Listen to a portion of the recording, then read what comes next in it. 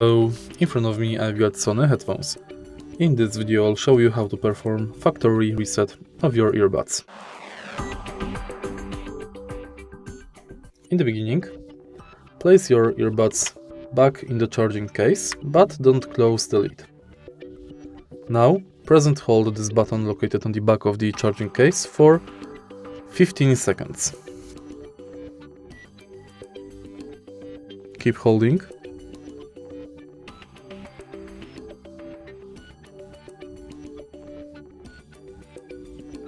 Now you can release the button and factory reset has been complete. Now your earbuds will automatically enter pairing mode. If you find this video helpful, please leave like, comment and subscribe.